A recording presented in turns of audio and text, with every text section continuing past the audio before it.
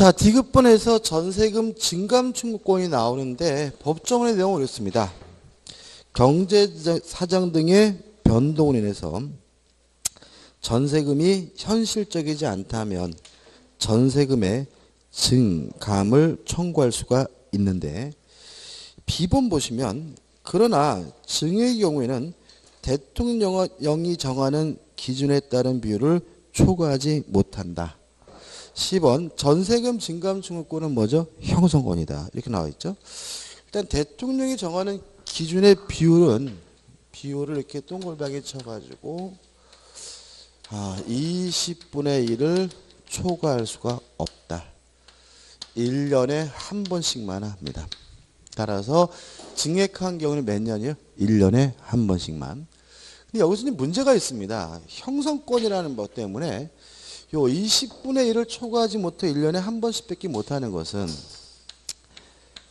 계약 기간 중 일방적으로 증액하는 경우에만 그런 거예요. 따라서 계약이 종료가 되고 재계약을 하면서 증액하는 경우에는 무제한입니다. 또 일방적으로 증액하는 경우에만 20분의 1을 초과하지 못하는 겁니다.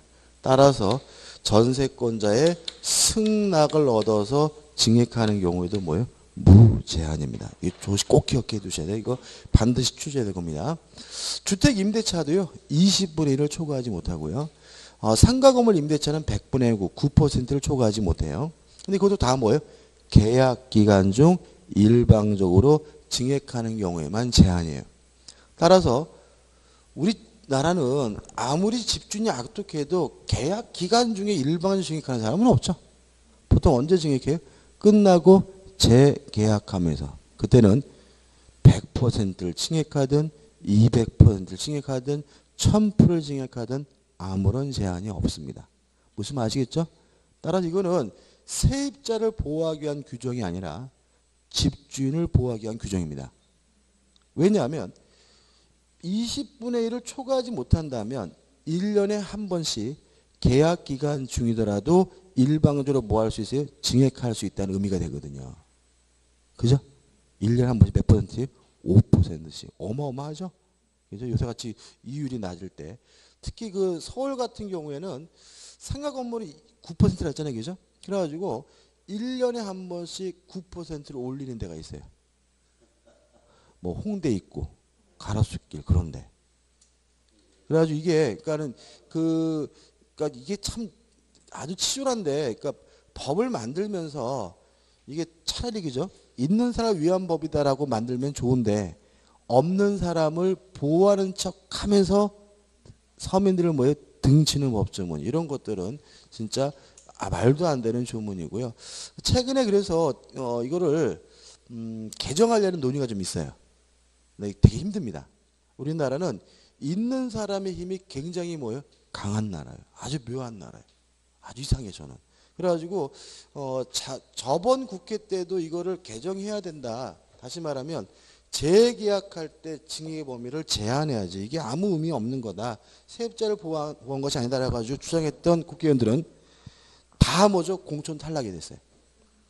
다시 입성을 실패했습니다. 그래서 또 다시 요새 또 이거를 개정해야 된다는 말이 좀 수순이 나오고 있거든요. 그러다 보니까 출제될 거예요, 올해.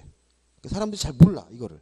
그냥 20분의 1 초과하지 못한다. 그러면 올릴 때 뭐든 이렇게 막연히 생각을 하고, 근데 실제로는 뭐예요? 재계약할 때는 뭐예요? 엄청 많이 올리잖아요. 아무런 제한이 없기 때문에 이런 거니까 꼭 기억해 두시면 좋겠습니다. 아무튼 좀 이상해, 우리나라가. 뭔가 좀 나서 풀린 게, 예를 들어가지고 뭐 서민들을 위해서 뭘 하겠다 그러면 오히려 뭐예요?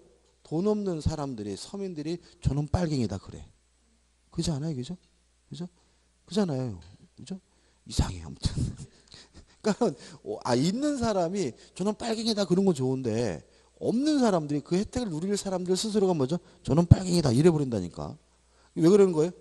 모든 언론과 이런 거를 있는 사람들이 장악하고 있기 때문에 논리를 뭐예요? 그쪽으로 막 몰아가는 거예요. 그러가니까 이 사람들이 뭐냐? 세뇌가 돼가지고. 그런 거 많습니다. 우리나라도 비슷하고요. 태국 같은 나라도 그래요. 태국 같은 나라들 보면은 태국은 우리보다 더 빈부격차 심하거든요. 근데 이제 쿠데타가 일어나요. 이뤄내가지고 이제 그 뭐죠 서민들을 억압하는 정권을 몰아내요. 다시 선거를 해요. 선거를 하면 그 사람들 또 돼요. 왜 이런 거예요? 없는 사람들이 또 그 사람들 지지하거든요. 태국 이래 태국 그런 거 맞아요. 뭐 방콕 뭐 공항이 점령됐다 막 대목 막 그랬잖아요, 그죠? 그래가지고 이제 문제 있다 재벌 뭐 물러가라 해가지고 물러나요. 그러면 이제 다음에 선거를 하잖아요. 그러면 또 걔네들이 해야 돼. 왜요? 없는 사람들이 오히려 뭐죠? 걔네들을 지지를 해요. 그래가지고 이상한 일이 벌어요. 우리나라도 계속 그렇지 않나요? 그죠? 오히려 뭐예요? 없는 분들이 이상한 놈들 찍어가지고 오히려 뭐예요? 있는 사람을 옹호하는 정당이 계속해서 뭐예요? 정권을 잡았던 거잖아요. 10년 동안. 나라 완전히 뭐죠? 절단내버렸잖아요. 그죠? 우리나라가 아무튼 심각합니다. 우리나라 그 며칠 전에 보니까 그 일본 대사였던 분이 갔어요. 한국으로. 아니, 공국으로. 근데 그 양반은 일본 대사관에서 이렇게 하급 관리부터 시작해가지고 대사까지 되신 분이더라고요. 오래 사신 분이죠. 근데 그분이 최근에 칼럼을 썼는데 어떤 내용을 썼냐면 한국 사람으로 안 태어난 게 다행이다. 이렇게 썼어요. 그러면 이제 우리 생각할 때는 저 이쪽 발의 새끼 나쁜 새끼 그러잖아요. 근데 그건 아니에요. 그분이 이제 수십 년 동안 봤을 때 한국 사회의 문제점 이런 것들을 그 사람이 일본 사람이지만 객관적으로 이렇게 썼더라고요. 그래가지고 우리나라 한국 사회에 얼마나 커다란 문제점이 있는지. 그래서 그 사람이 말로는 마지막에 뭐냐면 비난하는 게 아니라 이런 문제점이 쓰면서 자기는 수십 년 동안 한국에 살면서 아 나는 한국 사람은 안 태어난 게 참 다행이다라는 걸 느꼈다 이런 내용을 썼더라고요. 충격적이죠, 그죠? 그 사람은 객관적으로 썼는데 뭐 또 최근에 보니까 또 뭐예요? 그 5만 원 가지고 쇼핑을 하는 거예요. 5만 원 가지고 뉴욕하고 동경하고 서울에서 5만 원 가지고 서울에서는 살 게 없는 거예요. 그래가지고 이제 마트 가가지고 뉴욕, 동경, 서울에서 똑같은 돈으로 뭐죠? 똑같은 쇼핑해가지고 비교해 놨는데 우리는 걔네 거에 반도 안 돼, 양이. 우리 알다시피 뉴욕 옛날에 뭐예요? 살인적인 물가 그랬던 도시 아니에요? 동경 뭐예요? 살인적인 물가 그런 도시였잖아요. 뉴욕, 동경 어떻게 살아 그랬잖아. 근데 우리가 지금 거기보다 더 심하다니까요. 그죠? 이 나라가 왜 이렇게 결단이 난 거예요? 그냥 너무 힘들어진 거예요. 그러니까 제가 봤을 때는 그 이명박 정권 때 문제가 있거나 힘들면 정권을 바꿔줘야 돼요. 바꿔줘 정치인들이 정신 차리고 이런 거 안 만들어. 근데 안 바뀌잖아. 이상하게 바뀌잖아요. 그죠? 그러니까 이게 뭐 10년을 가는 거예요. 그 10년 가니까 뭐예요? 박근혜 대통령도 불행한 거죠. 솔직히 그분 개인적으로도 이게 뭐야 그분도. 그러니까 정치인도 불행해지고 나라도 부정해지는 거예요. 다시 말하면 정권이 선거를 해서 뽑혀가지고 정치를 해가지고 문제 있다 그러면 지역이든 뭐든 그냥 정권을 바꿔주고 또 문제 있으면 뭐죠? 바꾸고 이렇게 이게 자꾸 이렇게 선순환이 돼야 나라가 적극적으로 이렇게 좋아지는데 뭐 이유도 없어 그냥 좋다고 막 그러지 막 찍어버려가지고 그냥 나라를 그냥 결단을 내버린 거잖아요. 뭐죠? 저는 뭐 박근혜 대통령이 개인적으로 뭐 굉장히 문제 많은 분인지 아닌지 모르겠어. 그렇지만 아무튼 그분이 이 4년 동안 이런 정치를 한 거는 뭐예요? 이명박 정권에 대한 그거에 대한 국민들이 심판이 없었기 때문에 이래도 되는 거에 대한 생각인 거예요. 그러니까 우리가 그렇게 맞는 겁니다. 그죠? 저는 막 이 기준만 보면은 막 화가 나. 막 그냥 진짜로 국회 들어가서 다 잘라 죽였으면 좋겠어요. 진짜. 개인적으로 진짜로 이런 건 말도 안 되는 거죠. 꼭 기억해야 돼. 시험 나오니까. 그죠? 나머지 것들은 큰 의미 없습니다. 그죠? 그 다음에 넘겨보시면 법률 규정한 취득도 의미가 없습니다. 그 다음에 존속기간이 나오죠. 이제 이것도 좀 정리를 해야 돼요. 지금 제가 필요한 것만 여러분들이 기억할 것만 뭐예요? 정리해 드리는 겁니다.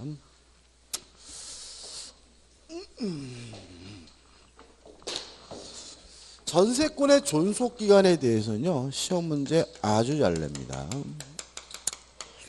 일단 존속기간에서 최장 기간이 제한되고 있습니다. 아무리 이래도 10년을 초과할 수가 없습니다. 일단 기억해 두시고요. 그 다음 문제가 뭐냐면 최단 기간이에요. 최단 기간을 보장하지 않고 있다는 거죠. 전세권은 뭐라고요? 최단 기간이 보장되지 않아요. 근데 문제는 2번 교재 보시면 최단기 제한해가지고 건물 전세권에만 인정된다. 내용이 나오잖아요. 그죠? 근데 이러다 보니까 교재가 틀린 건 아닌데 전세권은 1년이 보장되는 게 원칙이구나. 이렇게 이해한다는 거예요. 전세권은 최단 기간을 뭐 하지 않습니까? 보장하지 않습니다. 전혀. 아주 불편한 부분이기 때문에 시험에 잘 내요. 채당은 전혀 보장하지 않고요. 따라서 어떤 일이 발생하게 되냐면 존속 기간을 약정하지 않으면 채당 기간이 보장되어 있지 않기 때문에 언제든지 자유롭게 소멸 통고할 수가 있고요. 소멸 통고하면 6월이 경과하면 전세권은 소멸하게 됩니다. 자, 이런 얘기입니다. 오늘 계약하고 오늘 설정 등기까지 해줬어요. 근데 존속기를 약정하지 않았다면 오늘 저녁 때 나가 그래도 되는 거예요. 나가. 내일 아침에 뭐죠? 나가 그래도 되는 거예요. 다만 이사 갈 수 있는 시간은 줘야 되기 때문에 바로 소멸되는 건 아니고 몇 개월이요? 6개월이 지나면 뭐 하게 돼요? 소멸되는 거예요. 이게 뭐예요? 원칙인 거예요. 그러면 교재에 나와 있는 건 뭐냐? 한번 읽어볼게요. 이 채당기 제한입니다. 읽어볼게요. 건물 전세권에 한하여 1년 이상의 채단 존속 기간 규정이 있다. 내용 보시면 당사자 약정으로 1년 미만으로 정한 때에는 뭐예요? 1년으로 한다 되어 있잖아요. 그죠? 자, 그럼 이런 얘기입니다. 요 1년이 보장되는 것은 부동산 중에 뭐만요? 건물만 보장하고 있는 거고요. 또 건물에 관한 전세권도 무조건 보장되는 것이 아니라 1년 미만으로 약정을 해야 뭐가요? 1년이 보장이 되는 거예요. 따라서 건물의 경우에도 존속기간을 약정하지 않으면 언제든지 자유롭게 뭐 할 수 있는 거예요? 소멸 통고할 수가 있는 거예요. 무슨 말 아시겠습니까? 그죠? 다시 말하면 1년 미만으로 약정하면 1년이 보장되는 것은 뭐예요? 예외적인 거예요. 이거 몰라도 돼. 이거는 1년은. 왜냐면 의미도 없는 거예요. 몰라도 되고요. 오히려 뭐예요? 채당 기간은 원칙적으로 뭐 하지 않습니까? 보장하지 않기 때문에 건물이든 토지든 존속 기간의 약정이 없으면 언제든지 자유롭게 뭐 할 수 있어요? 소멸 통고할 수 있고 몇 개월 지나면요? 6개월 지나면 전세권이 뭐죠? 소멸된다. 원칙을 잊지 마셔야 되는 부분이죠. 그래서 하단에 보시면 양가를 위반해서 설정 행위로 정하지 않은 경우에서 313조가 나와 있습니다. 요건 맨 밑에 나와 있죠? 약정이 없으면 언제든지 자유롭게 뭐 할 수 있어요? 소멸 통고할 수 있고 몇 개월이요? 6개월 지나면 전세권이 뭐죠? 소멸된다. 그 다음에 우측에 상단에 보시면 동그라미 띵 3번 단 이렇게 나와 있죠? 거짓말입니다. 지워버리셔야 돼요. 단 건물 전세권에 대한 존속기를 약정하냐 가지고 해서 이거는 거짓말이에요. 이렇게 해석하는 분은 없어요. 이게 거짓말이에요. 3번은 뭐예요? 틀린 게 아니라 뭐예요? 거짓말. 지우셔야 돼요. 따라서 우리는 건물이든 토지든 존속기간의 약정이 없으면 언제든지 자유롭게 뭐 할 수 있어요? 소멸 통고할 수 있고 몇 개월 지나면요? 6개월 지나면 전세권이 소멸되고요. 교재에 나와 있는 동그라미 3번 단 그 부분은 뭐예요? 지우시고 절대로 읽지도 마시고 쳐다도 보지 마셔야 돼. 읽으면 또 뭐예요? 헷갈려요. 그럼 문제를 틀려 또 이게. 거짓말인 거고. 그 다음에 이제 2번에서 계약의 갱신이 나오는데 2번 당사자 간의 합의에 의한 갱신 가능하겠죠? 물론 이것도 갱신해도 몇 년을 넘지 못해요? 10년을 넘지 못하는데 문제가 2번 해가지고 법정 갱신이 나와 있죠. 그죠? 법정 갱신. 자, 요건이 이렇습니다. 3번 법정 갱신입니다. 요건은 이렇습니다. 만료 전이에요. 만료 전 6월부터 1월 사이입니다. 6월부터 1월 사이에 나가라는 말 없었고요. 나가겠다는 말이 없었으면 특별한 의사표시가 없었으면 만료일을 기준으로 해서 자동으로 갱신되는데 이게 뭐예요? 법정 갱신인 거예요. 첫 번째 요건을 조심하세요. 언제부터 언제까지입니까? 만료 전 6월부터 1월 사이예요. 자, 여기서 좀 주의할 것이 몇 가지 있는데 첫째, 법정 갱신은요. 건물에 대한 전세권에만 인정이 되고요. 토지 전세권에는 이런 거 없어요. 법정 갱신 뭐만요? 건물에 대해서만. 두 번째, 법률 규정에 의한 갱신이죠. 이제 법정이잖아요. 따라서 뭐 할 필요 없어요? 등기할 필요가 없어요. 등기를 안 해도 자동으로 뭐가 되는 거예요? 갱신이 되는 거예요. 마지막으로 세 번째, 존속기간은 약정이 없는 것으로 바뀝니다. 따라서 건물이라 하더라도 언제든지 자유롭게 소멸 통과할 수 있고요. 몇 개월 지나면요? 6개월 지나면 전세권이 먼저 소멸됩니다. 제가 아까 시작하면서 주택임대차가 훨씬 유리하다 그랬죠? 여기 뭐 2년 주택임대 몇 년 보장돼요? 2년. 주택임대 그죠? 2년 보장되고 또 법정갱신이면 또다시 몇 년이냐면 2년이에요. 그래서 만약에 계약기간 끝났는데 별말 없으면 주택임차는 또다시 몇 년을 살 수 있어요? 2년을. 근데 전세권은요. 언제든지 자유롭게 뭐 할 수 있어요? 소멸 통과할 수 있고 몇 개월 지나면요? 6개월 지나면 소멸하기 때문에 괜히 전세권 설정 등기해 놓으면 누가 유리해요? 집주인이 유리한 거예요. 그죠? 그잖아요. 주택임대차는 자동으로 갱신되면 또다시 몇 년이 보장돼? 2년. 근데 전세권의 경우는 자동으로 보장되면 최단 기간 보장되지 않잖아요. 그래서 그냥 필요하면 어떻게 나가라. 그러면 몇 개월 있다 나가야 돼요? 6개월 있다 나가야 되기 때문에 아까 시작해서 말씀드렸지만 전세권이 그렇게 유리한 권리는 아니고 굳이 설정할 필요가 없다는 게 여기서 첫 번째 나오게 된 거예요. 기억해 두시고. 그 다음에 넘겨보시면 전세권의 성질에서 1. 타물권이다. 1번 타물권이고 2번 용익물권이고요. 그 다음에 뭐 내용이 나와 있습니다. 그죠? 특히 그 4번 보시면 전세권과 상린관계 이렇게 나와 있죠. 기억나시나요? 상린관계가 뭐였죠? 서로 인접한 부동산 간의 이용을 조절하는 관계니까 거기 사는 사람이 소유자든 지상권자든 임차권자든 전세권자든 상린관계에 관한 민법규정이 뭐가 돼요? 적용이 된다. 이거고요. 그 다음에 6번에서 전세권의 효력이 나오는데 1. 전세권자의 권리해가지고 1. 목적 부동산을 용도에 쫓아 사용, 수익할 수가 있고요. 만약에 3에서 용도에 위반해서 사용, 수익하게 되면 소멸 청구당하고요. 원상회복 또는 손해배상 청구까지 당한다는 말 아까 드렸죠. 그죠? 그런 내용이 나오고요. 그 다음에 2번 건물 전세권은 지상권이나 토지 임차권에 대해서 효력이 미칩니다. 중요한 건 아닌데 이런 얘기입니다. 당연한 얘기죠. 땅이 갑의 것이고 건물이 을의 것이에요. 그럼 을이 토지 사용권이 있어야 되겠죠.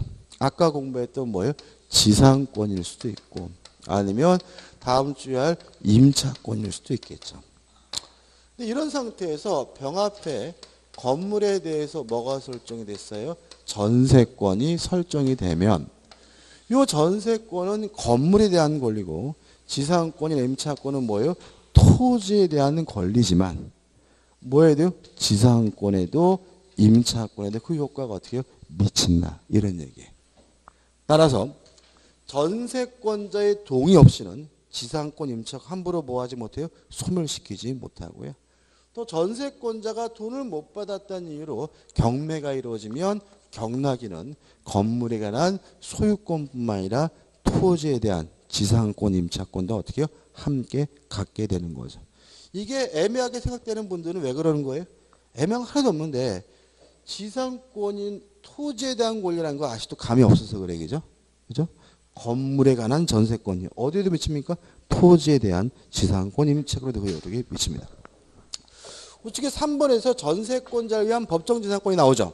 그럼 이거 법정지상권이니까 건물이 있었고 건물과 토지 소유자가 같았는데 일정한 사유로 달라지면 뭐가요? 법정지상권이 발생한다. 그 얘기잖아요. 근데 주의하실 점은 뭐냐면 요거는 전세권이 설정된 후에 토지와 건물의 소유자가 달라졌다는 얘기인데 한 가지만 주의하시면 돼요. 법정지상권을 취득하는 사람은 전세권 설정자예요.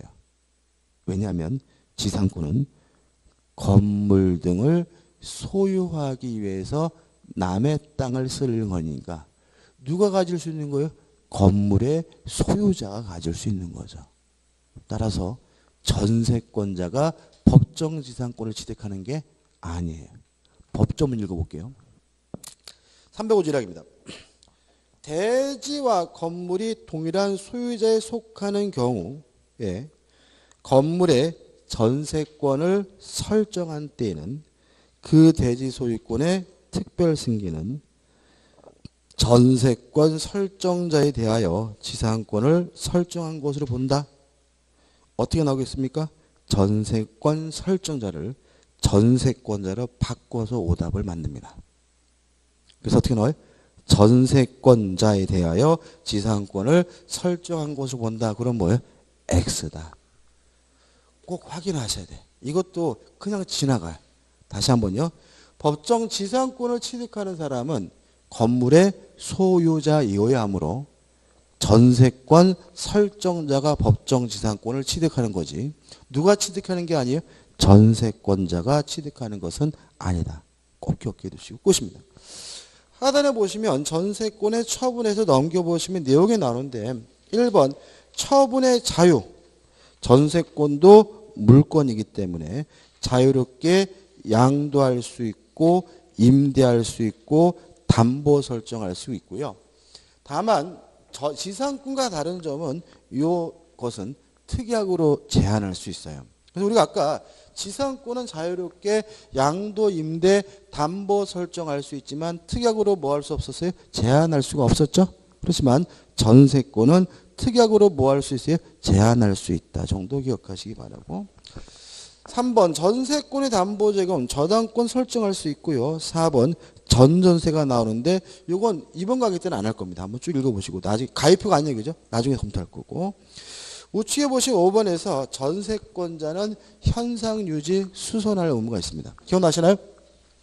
물권은 직접 지배권이므로 스스로 알아서 뭘 내야 돼요? 사용 수익해야 되므로 물권자는 수선비, 필요비 상한은 뭐 하지 못해요? 청구하지 못해요. 그래서 우리가 지금까지 한 지상권자도 필요비 상한 청구권 없어요.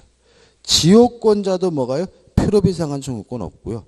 전세권자도 뭐가 없는 거예요? 필요비 상한 청구권이 없는 거죠. 왜요? 스스로 알아서 뭐예요? 유지하고 수선을 해 대하니까요. 그래서 넘겨보시면 니은본에서 스스로 알아서 전세권자가 사용 수익한다는 말은 전세권 설정자가 적극적으로 해줄 건 없고 그냥 전세권자가 알아서 어떻게 해요? 사용 수익하면 된다는 얘기가 나오고요. 6번 해가지고 전세권에 뭐가 나옵니까? 담보물권적 성질해가지고 1. 전세권은 용익물권이지만 담보물권이다. 2. 전세권의 뭐죠? 담보물권성에서 복잡하게 나오고 하단에 뭐죠? 판례까지 나옵니다. 자, 이게 무슨 말인지 좀 설명을 드려야 돼, 이 부분은요. 자, 아까도 그랬지만 전세권은 용익물권이지만 담보물권이다를 떠나서 기본적으로 현재는 무슨 기능을 수행한다고요? 담보물권으로서 기능을 수행한다는 얘기거든요. 그럼 그게 뭔 소리냐? 이런 소리가 되는 거죠. 을이 갑에게 전세금을 2억을 주고 전세권을 설정받았어요. 그러면 을은 갑에게 2억이라는 전세금 반환 채권이 있는 거고 요 전세금 반환 채권이 갑의 부동산에 설정된 전세권에 의해서 뭐가 된다는 거죠? 담보가 된다는 거죠. 그죠? 2억을 주고 전세권 설정 등기했다는 말은 저에게 뭐가 있는 거예요? 2억을 받을 수 있는 뭐예요? 채권이 있고 전세권이 오히려 그것을 뭐죠? 담보한다는 거잖아요. 그죠? 따라서 요 채권이 오히려 주된 권리예요. 전세권은요. 종된 권리가 됩니다. 왜 그러냐 보세요. 채권이 없다면 담보권 필요 없죠. 그잖아요. 담보권 없더라도 뭐 빌려주세요? 돈 빌려줄 수는 있잖아요. 그죠? 다시 말하면 오히려 역전현상이 벌어진다고요. 오히려 전세권이 주된 권리가 아니라 오히려 뭐가요? 전세금 반환 채권이 주된 권리고요. 전세권은 오히려 그것에 뭐예요? 종된 권리로 성질을 띈다는 거예요. 그래서 아까 지역권에서 했던 것처럼 전세금 반환 채권과 전세권에 대해서 뭐가 생기냐면 부종성 수반성이 생기는 거예요. 채권이 소멸하면 무엇도요? 전세권도 자동으로 소멸하고요. 채권이 이전되면 전세권도 어떻게 해요? 쫓아가야 되고 전세권만 따로 분리해서 뭐 할 수 없어요? 양도할 수가 없다라는 논리가 발생하게 되는 거죠. 따라서 이러한 부정성 수반성 때문에 첫째, 전세금 반환 채권만을 분리해서 따로 띄워서 양도할 수가 있느냐에 대해서 원칙 없다가 되는 거죠. 그죠? 채권이 이전되면 무엇도 쫓아갑니까? 전세권도 쫓아가니까 채권만 띄어서 뭐 할 수 없어요? 분리 양도할 수는 없는 거예요. 그러면 항상 분리 양도할 수가 없느냐? 2번 예외적으로 있는 경우가 있다는 거예요. 두 가지입니다. 판례들 계획입니다. 첫째, 전세권 소멸후죠. 전세권이 이미 소멸되고 없어요. 뭐 밖에 없어요? 채권 빼기. 그때는 뭐죠? 전세금 반환 채권만 양도할 수가 있다. 이렇게 되고요. 두 번째, 전세권이 소멸되기 전이라면 이때는 소멸을 조건으로 한 조건부 양도만 가능하다. 이것이 우리 판례 입장입니다. 정리해 볼게요. 잘 냅니다. 전세권은 뭐죠? 담보물권입니다. 따라서 전세금 반환 채권이 뭐예요? 주된 권리고 전세권은 뭐예요? 종된 권리입니다. 따라서 전세금 반환 채권을 양도하면 전세권도 자동으로 뭐예요? 쫓아가는 것이니까 전세금 반환 채권만 분리해서 양도하는 것은 원칙적으로 허용되지 않습니다. 다만 전세권이 소멸된 후나 소멸되기 전이라도 조건부 양도는 가능하다는 것까지 기억해 두시면 되고 여기가 지금 어디까지 설명드린 거냐면 판례까지 다 설명드린 겁니다. 그 다음에 우측에 7번 전세권에 소멸해가지고 일반적 소멸사유 나와 있고 2번 전세권에 소멸 청구 나와 있죠. 이거죠. 용도 위반해서 사용 수익하게 되면 뭐합니까? 소멸 청구 당한다. 소멸 통고는 뭐라고요? 존속 기간에 약정이 없으면 언제든지 자유롭게 소멸 통고할 수 있고요. 몇 개월이요? 6개월이 지나면 전세권이 뭐죠? 소멸되고 되고요. 4번 목적물의 멸실에서 314조가 나오고요. 넘겨보시면 중간에 뭐죠? 315조가 나오고 또 이것도 굉장히 복잡하게 나와 있는데 이것도 뭐 특별한 건 없습니다.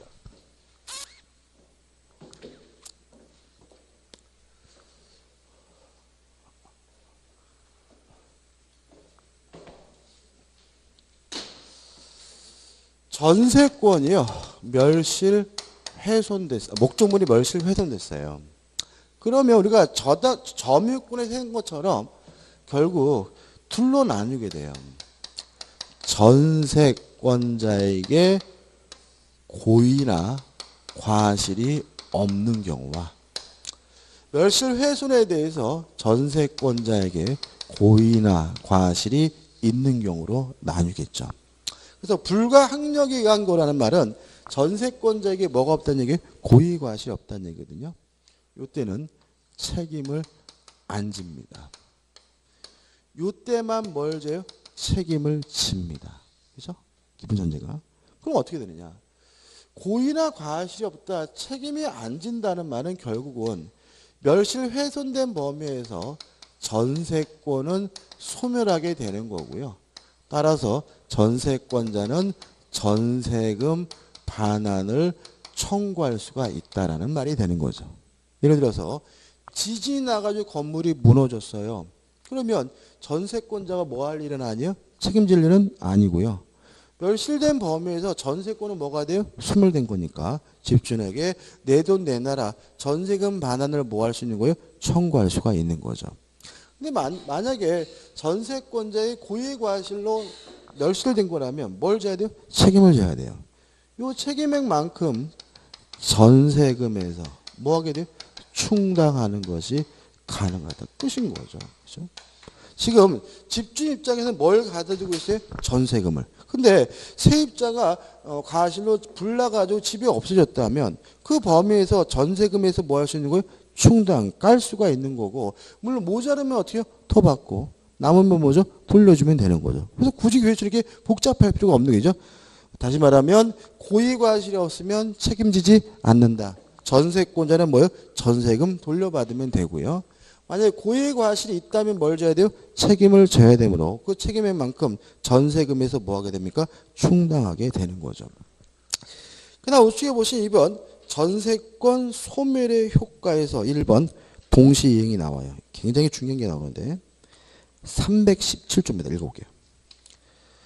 전세권이 소멸한 때에는 전세권 설정자는 전세권자로부터 그 목적물 인도 및 전세권 설정 등기의 말소 등기에 필요한 서류의 교부를 받는 동시에 전세금을 반환하여야 한다. 서류는 빼자고요. 그러면 이렇게 된 거죠. 목적물의 반환과 전세금의 반환은 뭐예요? 동시행 관계다. 그럼 결국은 세입자 입장에서는 전세금을 안 주면 못 나겠다라고 뭐 할 수 있는 거예요? 버틸 수가 있는 거고, 집주인 입장에서는 집을 안 비워주면 전세금 못 주겠다라고 뭐 할 수 있는 거예요? 거부할 수가 있는 거죠. 따라서 전세권자가 전세금을 못 받았다는 이유로 경매를 신청하려면요, 먼저 집을 비워줘야 합니다. 다시 한번. 자, 전세금의 반환과 목적물의 반환은 뭐예요? 동시행 관계다. 따라서 집을 안 비워주면 전세금 반환을 뭐 할 수 있어요? 거부할 수가 있는 거죠. 그죠? 그죠? 다시 한번. 집을 안 비워주면 전세금 반환을 뭐 할 수 있는 거예요? 거부할 수가 있는 거니까 집을 안 비워주고는 경매를 청구할 수가 없는 거예요. 따라서 전세금을 못 받았다는 이유로 경매를 청구하려면 전세권자는 먼저 어떻게 해요? 집을 비워줘야 돼요. 전세권의 치명적인 약점입니다. 주택 임대차나 상가 건물 임대차는요, 집을 비워주지 않아도 경매할 수 있어요. 그럼 주택 임대차나 상가 건물 임대차는 언제 집을 비워주면 되냐면요, 보증금을 실제로 받을 때 집을 비워주면 돼요. 근데 전세권은 세상에 지금 어떤 상황이냐면 전세금을 못 돌려받아서 이사를 못 가게 생겼잖아요. 그래가지고 전세금을 받기 위해서 경매를 신청을 했더니 집행관이 뭐라 그래요? 집부터 비우고 오세요 그러잖아요. 그죠? 그러면 어쩌란 말이야 이거. 길거리에 나 앉아야 뭐 할 수 있어요? 경매를 청구할 수 있다는 얘기니까 다시 말하면 절대로 뭐 하지 마세요? 전세권 설정 등기하지 마세요. 그죠? 해달라고 하면 해주세요. 누구한테 준 거예요? 집주인이 좋은 거니까. 판례가 나와 있어요. 한 장을 넘겨보시면 상단에 C번이 나옵니다. C번. C. 전세권자인 채권자가 전세 목적물에 대한 경매를 청구하려면 우선 뭐라고요? 먼저 전세권 설정자에 대하여 전세 목적물의 인도 의무 및 전세권 설정 등기의 말소 등기 서류의 이행 정을 완료하여, 줄임 뭐예요? 인도 의무를 완료하여 전세권 설정자를 이행 지체에 빠뜨려야 한다라고 판시하고 있죠. 그래서 전세권자는 쉽게 말씀드리면 집을 비워줘야 하지만 전세금을 못 받았다는 이유로 뭐 할 수 있어요? 경매를 청구할 수 있다는 건 굉장히 엽기적인 내용이기 때문에 시험 문제 잘 나오고, 주택 임대차나 상가 건물 임대차는 뭐죠? 그럴 필요가 없다는 것까지 같이 기억해 두셔야 합니다. 그 다음 니은번 우선 변제권이 나오죠. 그죠? 우선 변제권. 요 부분에 이제 우리가 좀 설명을 드려야 됩니다. 이제 진도는 이제 우선 변제권까지만 한 거예요. 그 다음에 다음 주에 뭐예요? 부동산의 일부에 대한 전세권부터 할 거란 말이죠. 자, 이제 교재는 그만 볼 건데 지금 제가 정리해 드리는 거는 시간이 좀 애매하네. 반드시 숙지하시고 반드시 이해하셔야 돼요. 이게 이해가 안 되고 내용이 뭔 말인지 모르고 마음에 안 들고 받아들이질 않으면 합격하실 수도 없고요. 합격하셔도 큰일 나요. 합격하시면 집안 들어먹어요. 그죠? 지금 제가 뭘 말씀드리려고 하냐면 경매를 말씀드리려고 합니다. 경매. 중요하겠죠. 그죠? 별이 뭐죠? 5개입니다. 일단 우리가 뭐 공시법이나 중개사법 보면 민법도 마찬가지입니다. 뭐 절차나 그거 의미 없어요. 뭐 중개사가 뭐 절차를 뭐하러 알아? 그 뭐 법원 공무원이 알리는 거죠. 우리는 두 가지를 판단할 줄 알아야 돼요. 경매가 됐을 때 첫째, 권리의 소멸 여부를 판단할 줄 알아야 돼요. 이 부분은 시험 문제가 나오면 굉장히 복잡하고 길게 나오는 부분이기 때문에 문제를 푸는 동안 아주 단순하게 기억하셔야 돼요. 나중에 시험 문제 보시는데 이 부분에 틀리시면 제가 막 화낼 거예요. 아주 환장해. 죽어도 말을 안 들어먹는 분위기죠. 첫째, 모든 저당권은 경매가 이루어지면 무조건 소멸합니다. 여기서 그냥 소멸하는 게 아니라 뭐라고요? 무조건 소멸해요. 모든 저당권은 뭐라고요? 무조건. 따라서 돈을 받았는지 안 받았는지 그런 거 따지지 않아요. 뭐 등기 순위도 따지지 않아요. 모든 저당권은 어떻게 해요? 무조건 소멸합니다. 첫 번째 기억할 거예요. 두 번째, 용익권이 소멸되는지 여부는 누구하고 비교하냐면 최우선 순위 저당권과 비교해서 판단합니다. 만약에 최우선 순위 저당권보다 용익권이 선순위라면, 빠르다면 경매가 되더라도 용익권은 소멸되지 않고요. 최우선 저당권보다 후순위라면 용익권은 권리의 종류와 상관없이 무조건 뭐죠? 소멸합니다. 지금 제가 용익 물권이라고 하지 않고 용익권이라는 이유가 있어요. 채권도 포함해요. 그래서 지상권이든 지역권이든 전세권이든 주택 임차권이든 상가 건물 임차권이든 누구하고 비교해가지고요? 최우선순위 저당권. 어떤 저당권이라고요? 최우선순위 저당권과 비교해서 늦으면 무조건 뭐가 돼요? 소멸되고 빠르면 뭐 되지 않아요? 소멸되지 않아요. 누구하고 비교한다고요? 최우선순위 저당권과 비교해요. 세 번째, 다음 주 하겠죠? 유치권의 경우에는 경매가 되더라도 소멸되지 않습니다. 이 세 가지입니다. 첫째, 모든 저당권은 어떻게 해요? 무조건 소멸합니다. 두 번째, 용익권은 누구하고 비교합니까? 최우선순위 저당권과 비교합니다. 유치권은 경매가 되더라도 뭐 되지 않습니까? 소멸되지 않습니다. 이 세 가지. 세 가지를 아주 뭐예요? 확실하게 타이트하게 비교하셔야 되고 기억하셔야 되고 절대로 뭐 하시면 안 돼요? 의심하면 안 돼. 꼭 이런 분이 있어. 에이씨 이거 말도 안 돼. 이러면서 틀려. 이러고. 그러니까 저를 불신하셔가지고 이건 아니지. 틀려. 그러지 마세요. 그죠? 예외 없습니다. 그죠? 세 가지예요. 그죠? 그 다음에 요 세 가지 가지고 판단했더니 경매 목적물에 있는 권리 중에서 소멸이 안 되는 권리도 있고 소멸이 되는 권리도 있겠죠. 소멸이 안 되는 권리는 배당을 못 받습니다. 소멸되는 권리만 뭘 받을 수 있냐면 배당을 받을 수가 있습니다. 두 번째 주의할 점이에요. 왜 모든 저당권 무조건 소멸하냐면 저당권의 궁극적 목적이 뭐냐면 돈 받는 거죠. 배당 받는 거죠. 근데 소멸이 돼야지만 뭘 받아요? 배당을 받아요.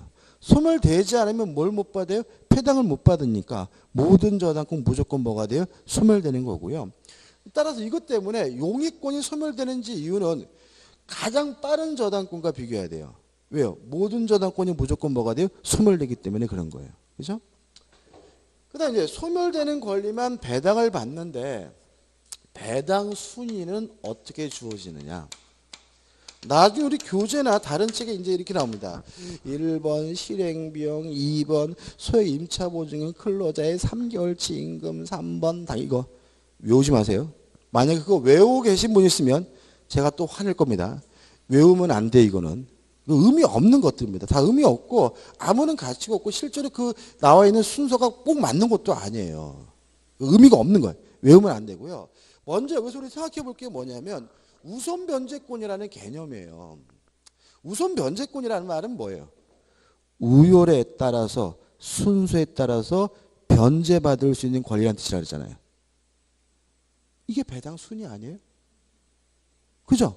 배당 순위가 뭐예요? 돈 받는 순위고 우선 변제권이 뭐라고요? 우열에 따라서 순서에 따라서 돈 받을 수 있는 권리. 따라서 결국 뭐가 되냐면 배당 순위는 아무한테나 주어지는 것이 아니라 우선 변제권이 있는 권리에게 뭐가 주어지는 거냐면 배당 순위가 주어지는 거예요. 그래서 우리가 우선 변제받을 수 있다라는 말은 우선해서 돈을 받는다는 말이 아니라 배당 순위가 주어진다는 말이에요. 여기까지 말씀드리죠. 다시 한번. 소멸돼야지만 뭘 받을 수 있어요? 배당 받을 수 있는데 배당 순위는 누구에게만요? 우선 변제권이 있어야지만 배당 순위가 주어진다. 이렇게 되고 배당 순위는 결국 어떻게 되냐면 우선 변제권이 있는 권리가 등기된 권리라면 등기된 시점을 기준으로 상대적으로 결정이 되고요. 확정일자부 임차권도 뭐가 있냐면 우선 변제권이 있잖아요. 그죠? 그죠? 따라서 확정일자일을 기준으로 해서 상대적으로 뭐가요? 배당 순위가 결정된다. 이렇게 기억하셔야 되는 거예요. 그죠? 다시 한번요. 소멸돼야지만 뭘 받을 수 있습니까? 배당을 받을 수 있고요. 배당 순위는 누구에게요? 우선 변제권이 있어야 배당 순위가 주어지는데 우선 변제권이 있는 권리가 등기된 권리면 등기된 시점을 기준으로 하고요. 확정일자부 임차권은 확정일자일을 기준으로 해서 뭐 결정돼요? 배당 순위가 결정된다. 이렇게 이해하시고 정리하셔야지 뭐 당일세 어떻게 외우시면 아무 의미가 없는 거예요. 전부입니다. 이게 경매의 전부. 간단하죠? 그렇죠? 간단해서 그런지 자꾸 틀려. 잊지 마시고 이렇게만 하고 넘어가면 또 여러분 나중에 틀리죠. 그래서 연습 5분만 할 거예요. 연습을 할 거예요. 연습. 연습은 총 몇 가지를 할 거냐면 4가지를 할 거예요. 이것도 4가지만 이해하시면 돼요. 들으시면 되겠죠. 이건 연습이니까. 보세요. 자, 등기부 등본을 떼봤더니 맨 앞에 갑 앞으로 저당권이 설정돼 있고요. 두 번째 을 앞으로 전세권이, 세 번째 병 앞으로 저당권이 설정됐어요. 누가 경매를 신청했나 봤더니 병이 경매를 신청했네요. 그러면 우리 먼저 권리의 소멸 여부를 판단해 봐야 되겠죠. 첫째, 뭐라고요? 첫째, 뭐라고요? 같이 해봐요. 첫 뭐라고요? 모든 저당권은 어떻게 해요? 무조건 소멸한다. 그죠? 따라서 갑 소멸하고 병 소멸하는 거죠. 자, 을 소멸해야 안 해요? 소멸 안 해요? 다시 한번. 용익권의 소멸 여부는 누구하고 비교한다고요? 최우선순위 저당권과 비교한다. 소멸해야 안 해요? 소멸해야 안 해요? 소멸하겠죠. 다시 말하면 저당권자 중 가장 빠른 저당권하고 비교한다. 써있는데 왜 안 써먹어? 누구하고 비교한다고요? 최우선순위 저당권과 비교한다. 그죠? 얘하고 비교하는 게 아니라고. 누구하고요? 얘하고. 얘보다 어떻게 해요? 늦어요. 따라서 전세권은 뭐죠? 무조건 소멸한다. 됐죠? 예외 없습니다. 예외가. 그죠? 이게 제일 잘 내. 이게 사례를. 맨날 틀려. 왜요? 그러면 안 되는데. 뭘 그러면 안 돼. 그죠? 감정이입하지 마세요. 자, 소멸, 배당을 받아야죠. 소멸 안 되는 권리는 뭘 못 받아요? 배당을 못 받고. 소멸되는 권리만 뭘 받아요? 배당을 받는데. 셋 다 소멸됐죠? 등기된 권리죠? 그죠? 따라서 갑이 1순위, 을이 뭐요? 2순위, 병이 뭐죠? 3순위로서 배당을 받게 된다. 간단하잖아요. 그죠? 근데 이거 틀리시면 안 돼. 두 번째입니다. 자, 맨 앞에요. 갑 앞에 전세권이 설정되어 있고요. 그리고 을 앞으로 저당권이. 그리고 병 앞으로 뭐가요? 저당권이. 경매가 됐어요. 첫째. 자, 합니다. 뭐라고요? 모든 저당권은 무조건 소멸한다. 을 소멸하고 병 소멸합니다. 갑 소멸을 안 해요? 안 합니다. 왜요? 최우선순위 저당권과 비교합니다. 얘죠? 얘보다 빠르죠? 따라 얘는 뭐 되지 않습니까? 소멸되지 않습니다. 자, 배당을 받습니다. 누가 1순위예요? 누가요? 을이 1순위, 병이 2순위다. 왜요? 소멸되는 권리만 배당을 받습니다. 소멸 안 되는 권리는 뭘 받지 못해요? 배당을 받지 못합니다.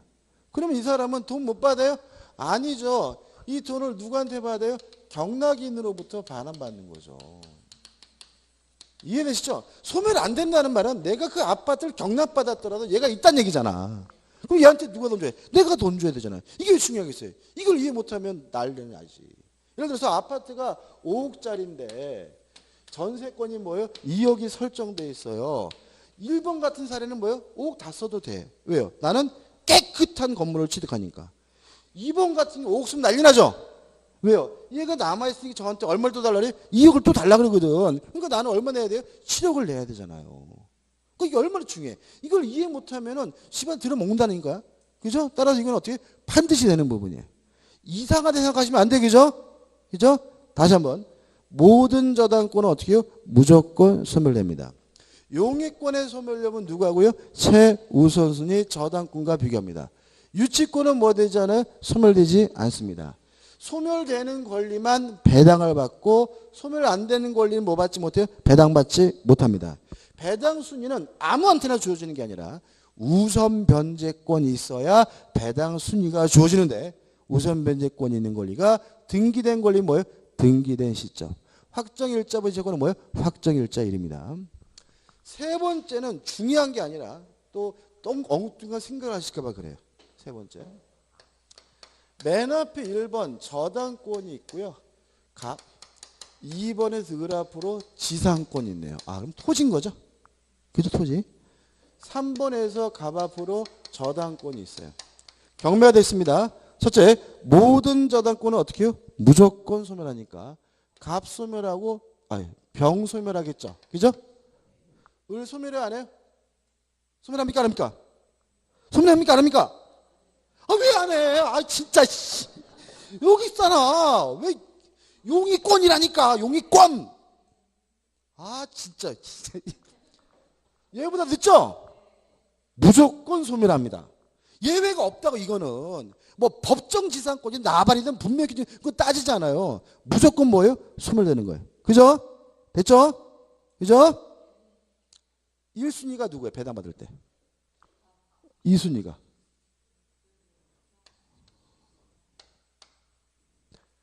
배당순위는 아무한테나 주어지는 게 아니에요. 우선 변제권이 있어야 배당순위가 주어지는 거예요. 지상권, 지역권, 우선 변제권 없습니다. 전세권 하면서 그랬잖아요. 얘는 용익물권인데도 뭐가 있다고요? 우선 변제권이 있다 그랬잖아. 특이하다 그랬잖아. 그죠? 그 말은 지상권, 지역권은 뭐가 없어요? 우선 변제권이 없어요. 그 말은 지상권, 지역권에게는 배당순위가 주어지지 않습니다. 따라서 지상권은 2순위가 아니라 일반 채권자로서 어떻게 해요? 안분, 배분 받을 수 있을 뿐입니다. 이해되시죠? 다시 한번요. 우선 변제권은 뭐가 있어야지만요? 배당순위 뭐가 있어야지만 우선 변제권이 있어야지만 주어지는 거예요. 됐죠? 마지막으로 네 번째. 주택입니다. 자, 아파트가 있어요. 자, 갑이라는 사람이 아파트 주택을 임대하려고 등기부 등본을 따봤더니 을 앞으로 저당권이 설정되어 있는데 큰 금액은 아니었어요. 500만 원이 설정되어 있는 거죠. 그래서 뭐 큰 금액은 아니니까 갑이 뭘 했냐면 주택 임차권을 취득했고요. 이 사람은 이사 왔습니다. 인도받았고 동사무소 주민등록 전입신고도 했어요. 근데 확정일자를 받으려고 보니까 임대차 계약서를 깜빡 잊고 안 가져왔어요. 확정일자는 임대차 계약서에다가 도장을 받는 거기 때문에 반드시 뭘 가져가야 돼? 임대차 계약서를 가져가야 돼. 나중에 받아야 되겠다고 왔는데 보증금 얼마 할까? 보증금 5억 할게요. 보증금 5억. 받아야겠다 했는데 한 번 갔다 빠고 다니기 가기 싫잖아요. 그죠? 그래서 일주일 동안 안 갔는데 그 사이에 집주인이 병 앞에 저당권을 설정하고 돈을 들는데 10억이 설정됐어요. 그래서 깜짝 놀라서 갑이 부랴부랴 동사무소 사서 확정일자를 받았어. 그러고 나서 이 저당권자 뭘 했냐면 경매를 했어요. 이 사례도 반드시 이해하셔야 되는 사례, 이 사례가. 첫째, 경매가 되면 어떻게 된다고요? 모든 저당권은 무조건 소멸됩니다. 을 소멸하고 병 소멸합니다. 주택 임차권 소멸돼요? 안 돼요? 또 왜 안 돼? 진짜. 용의권은 누구하고 비교한다고요? 최우선순위 저당권과 비교합니다. 따라서 얘보다 무조건 늦었잖아요. 500만 원짜리. 따라서 어떻게 해요? 주택임차권은 어떻게 해요? 무조건 소멸하는 겁니다. 예외 없다 그랬어요. 그죠? 그죠? 항상 심리적으로 뭔가를 보호하려고 하니까 틀리는 거야, 이게. 무조건 뭐가 되는 거예요? 소멸되는 거예요. 그죠? 자, 배당을 받습니다. 1순위가 누구예요? 1순위. 을. 2순위가 병. 3순위가 갑인 거예요. 자, 보세요. 주택임차인이 확정일자를 받으면 우선 변제권이 있어서 뭘 주어져요? 배당 순위가 주어지는데 배당 순위는 언제요? 확정일자일을 기준으로 하는 거예요. 언제요? 확정일자일을. 이거 고려 안 해. 그래서 얘가 배당 순위인 거예요. 그래서 얘는 뭐예요? 맨 꼬랩인 거예요. 이해되시죠? 그죠? 큰일 났죠? 큰일 났잖아요, 지금. 얘가 10억이래요. 그죠? 그럼 마지막 이제. 얘 그럼 갑은 어떻게 해야 돼요? 어떻게 여기서 위험에서 벗어나? 지금 한 번 못 받게 생겼죠? 얘가 받고 남는 게 있어요. 누가 받아요? 갑이 받는데. 얘가 얼마라고? 10억. 5억 저증금이 뭐 이게 남을 게 없단 말이에요. 그죠? 그럼 이때 갑이 어떻게 해야 돼요? 그거 이해하셔야 돼요. 갑이 어떻게 해야 여기서 위험을 벗어나요?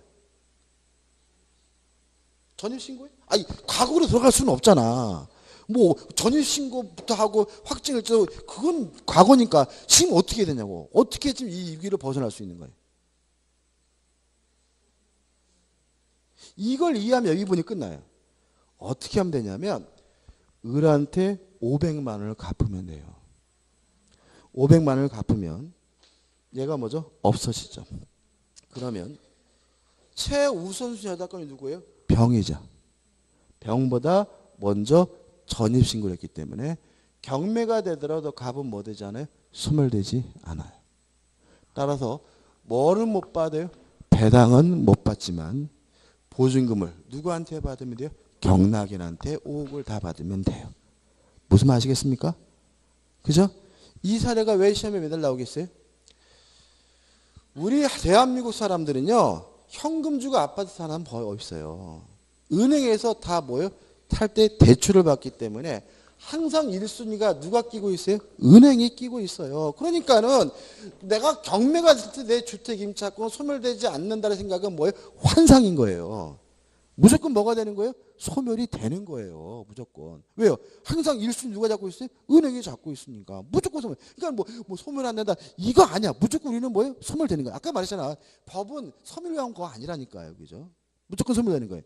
그래서 또 문제가 뭐냐면 이걸 이해해야 되는 이유가 무조건 소멸되되 1순위 은행권은 그렇게 큰 금액이 아닌 경우가 많아요. 그렇기 때문에 만약에 이렇게 돼서 막 보증금을 날게 생겼으면 부부싸움하고 막 이럴 게 아니라 빨리 은행에 가가지고 남은 대출금이 얼마예요? 얼마냐고 물어봐야 돼요. 물어봐가지고 그게 만약에 보증금보다 훨씬 작다면 적극적으로 뭐죠? 은행 빚을 갚아버릴 필요가 있다는 거예요. 그것까지 이해가 돼요. 뭐요? 여러분 나중에 실무에 나갔을 때 안 내줄 수 있는 거예요. 은행 가면 금액 가르쳐줘요? 안 가르쳐줘요? 아유, 가르쳐 주지. 커피까지 타줘. 아이고 오세요. 막 이러지. 왜요? 은행은 어차피 돈 받는 게 장땡이니까. 무슨 말 아시겠죠? 이해관계 있기 때문에요. 그래서 아무튼 은행 가가지고 얼마 대출금 받았습니까? 세입자입니다 하면 친절하게 뭐죠? 안 내주고 얼마까지 갚으시면 됩니까까지 어떻게 안 내줘요. 그러니까는 여기까지 이해하셔야 돼요. 그래야 끝나는 겁니다. 그죠? 오늘 여기까지 하고요. 다음 주에 이제 부동산 일부에 대한 전세권의 경매 신청 범위부터 보도록 하겠습니다. 오늘 수고 많으셨습니다. 감사합니다.